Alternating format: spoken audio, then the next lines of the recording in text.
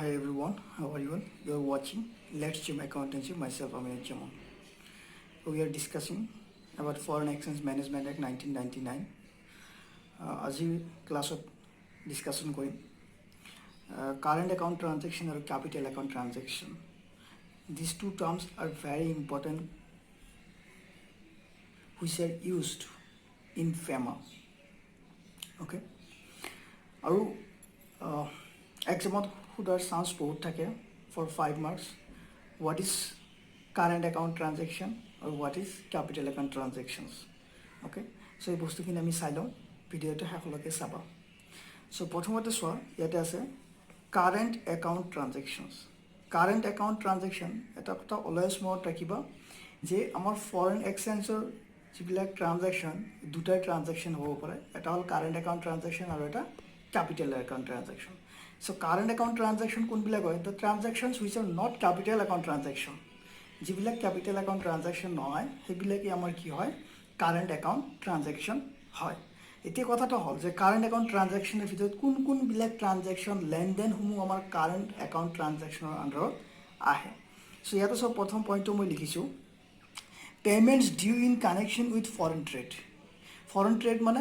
Trading that means doing business with the purchasing and selling with the foreign countries তাৰ লগত যদি deals থাকে আৰু পে'মেণ্টছ কৰিব লাগে আৰু সেইটো কি কাৰণত আহে কাৰেণ্ট একাউণ্ট ট্ৰানজেকশ্যনছ অৰ আদাৰ কাৰেণ্ট বিজনেছ আৰু বেলেগ একো কাৰেণ্ট বিজনেছ মানে ৰিচেণ্টলি বিজনেছৰ কাৰণে অ'কে চলি আছে চলিত বিজনেছ এইটো কাৰেণ্ট বিজনেছ বুলি কয় চলিত business okay other current business and services then short term banking credit facilities in the ordinary course of business আৰু কি আহিব পাৰে আমাৰ কাৰেণ্ট একাউণ্ট ট্ৰানজেকশ্যন আণ্ডাৰত any other short term banking services বেংকৰ যদি কোনো এটা শ্বৰ্ট টাৰ্ম ছাৰ্ভিচেছ থাকে শ্বৰ্ট টাৰ্ম মানে বহুত কম সময়ৰ কাৰণে 1 মাহ 2 মাহ 3 মাহ 6 মাহ বা মেক্সিমাম 1 ইয়াৰ সেইটোক শ্বৰ্ট টাৰ্ম বুলি কোৱা হয় বা ক্ৰেডিট ফেচিলিটিছো প্ৰভাইড কৰে কোনে বেংকে in the ordinary course of the বিজনেছটো চলিত সময়ত যদি কি কৰে তেনেকুৱা ধৰণৰ short term banking facilities provide কৰে আৰু এইবিলাকক কি বুলি কোৱা হয় কাৰেণ্ট একাউণ্ট ট্ৰানজেকশ্যন বুলি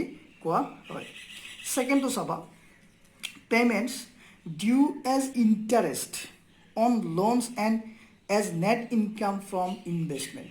Payments due as interest on loans and net income from investment.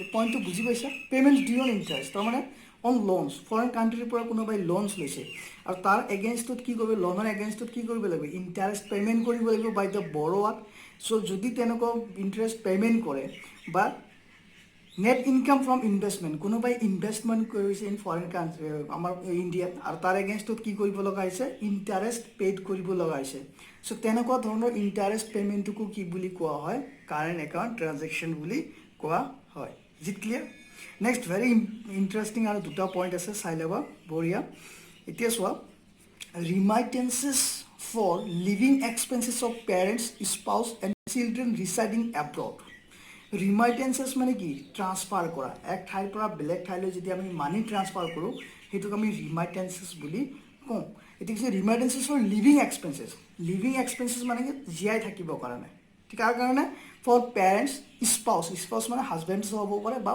ৱাইফো হ'ব পাৰে and children residing abroad okay যে জীয়াই থাকিবৰ কাৰণে আমি থাকিবৰ কাৰণে যিমান আমাক খৰচ লাগে to meet our living expenses কাৰ কাৰণে আমাৰ পেৰেণ্টছ বা হাজবেণ্ড বা ৱাইফ বা চিলড্ৰেন ক'ত আছে এব্ৰডত আছে ফৰেন কাণ্ট্ৰিত আছে আৰু সিহঁতৰ চলা ফুৰা কৰিবৰ কাৰণে যিখিনি আমি টকা ট্ৰান্সফাৰ কৰোঁ মানি ট্ৰান্সফাৰ কৰোঁ সেইটো আমাৰ কাৰেণ্টত আহে কাৰেণ্ট একাউণ্ট ট্ৰানজেকশ্যনৰ আণ্ডাৰত আহে নেক্সটটো চোৱা নম্বৰ 4 কি কৈছে ইয়াতে experiences in connection with foreign travel okay কোনোবাই এক্সপেঞ্চেছ কৰি আছে কিহৰ কাৰণে ফৰেন ট্ৰেভেল বাহিৰত ফৰেন কাণ্ট্ৰিত ফুৰিব গৈছে ঘূৰিব গৈছে তাৰ কাৰণে এডুকেশ্যন বাহিৰত পঢ়িব গৈছে বা নিজৰ ল'ৰা ছোৱালীক কি বোলে পঢ়ুৱাবলৈ দিছে ক'ত ফৰেন কাণ্ট্ৰিত আৰু তাৰ related experiences then medical care of parents spouse and children কাৰোবাৰ পেৰেণ্টছ বা হাজবেণ্ড বা ৱাইফ বা চিলড্ৰেন ল'ৰা ছোৱালী বেমাৰ হৈছে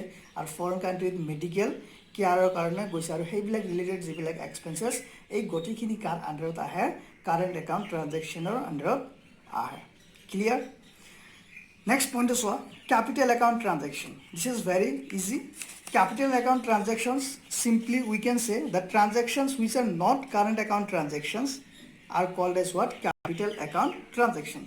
যিবিলাক ট্ৰানজেকশ্যন কাৰেণ্ট একাউণ্ট ট্ৰানজেকশ্যনৰ আণ্ডাৰত নাহে বাকী গোটেইখিনি ট্ৰানজেকশ্যনক কি বুলি কোৱা হয়? Capital account transactions. Very interesting আছে, ইয়াতে বস্তুটো চাই ল'ব তোমালোকে, মই বুজাই দিম। ইয়াতে চোৱা, a transaction which alter the assets. এতিয়া অল্টাৰ্ছ মানে এটা বস্তু মনত ৰাখিবা, in case of foreign exchange, in case of FEMA, alters means what? Suppose ধৰি লোৱা এজন ব্যক্তি আছে, let the person be X, আৰু এক্সৰ কি হৈছে? ছাপ'জ ধৰি লোৱা তুমি কানাডাত কি আছে? সম্পত্তি আছে, ঠিক আছে, ফিক্সড এছেট আছে, বিল্ডিং আছে বা লেণ্ড আছে। সেইখিনি বস্তু যেতিয়া বিক্ৰী কৰি পেলাই ৰিয়েলাইজ কৰিব আৰু আমাৰ কাণ্ট্ৰিত আনিব, সেইটো কি হ'ল? অল্টাৰেশ্যন বুলি কোৱা, alter. Okay, alter of the asset, alteration of the assets বুলি কোৱা হয়। বা তাতে দেনা আছে, লাইবিলিটিছ, সেইখিনি পে'মেণ্ট কৰি আহিছে, সেইটোক অল্টাৰেশ্যন অফ লাইবিলিটিছ বুলি কোৱা হয়। ফিক্সড লং টাৰ্ম এছেটছ বা লং টাৰ্ম লাইবিলিটিছ ৰিলেটেড যিবিলাক ট্ৰানজেকশ্যন, সেইবিলাকক কেপিটেল একাউণ্ট ট্ৰানজেকশ্যন বুলি কোৱা হয়। চ' ইয়াতে আছে চোৱা, a transaction which alters the assets or liabilities including contingent liabilities. ঠিক আছে, এজন ব্যক্তি কি কৰে? সম্পত্তি বা দেনা বা কণ্টিনজেণ্ট লাইবিলিটিছ হ'ব পাৰে। কণ্টিনজেণ্ট লাইবিলিটিছ জানা? The liabilities which may be arised or may not be এৰাইজড।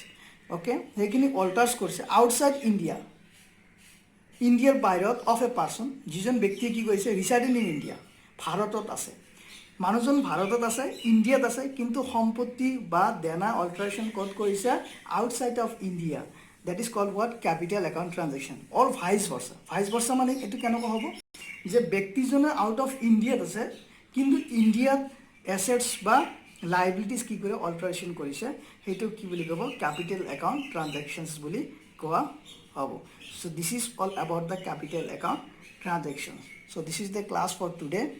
In my next class, I will come with some other terms which are used in Foreign Exchange Management Act 1999, like foreign exchange, persons, okay, and then person residing in India, person not residing in India, etc., etc.